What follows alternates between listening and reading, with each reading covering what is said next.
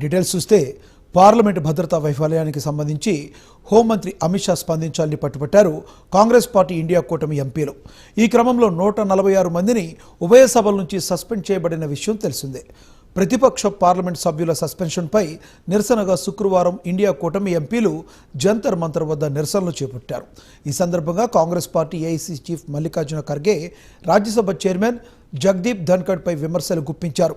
రాజ్యాంగబద్ధమైన పదవిలో ఉన్న మీరు హుందాగా వ్యవహరిస్తూ ఆ పదవిని నిలబెట్టుకోవాలి. కులం పేరుతో మమ్మల్ని టార్గెట్ చేస్తున్నామని అనడం సరికాదు. ట్రెజరీ బెంచ్లు నన్ను చాలాసార్లు మాట్లాడనివ్వకుండా అడ్డుకున్నాయి. దానికి నా కులం పేరుతో నన్ను మాట్లాడకుండా అడ్డుకున్నారని నేను అనుకోవాలా అని ఖర్గే తీవ్రంగా విమర్శించారు.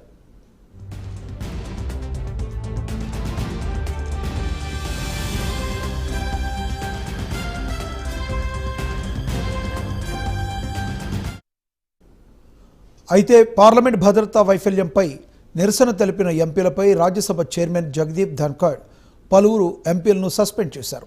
అయితే సస్పెన్షన్కు గురైన ఎంపీలు పార్లమెంటు బయట మాక్ పార్లమెంట్ నిర్వహించారు.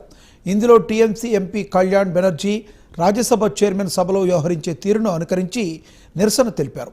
దీంతో నన్ను కులం పేరుతో అవమానించారు, నేను ఒక వ్యవసాయ కుటుంబం నుంచి వచ్చినందుకు నన్ను టార్గెట్ చేశారంటూ రాజ్యసభ చైర్మన్ ధన్ఖడ్ సదరు ఎంపీలపై తీవ్ర అసహనం వ్యక్తం చేసిన విషయం తెలిసిందే.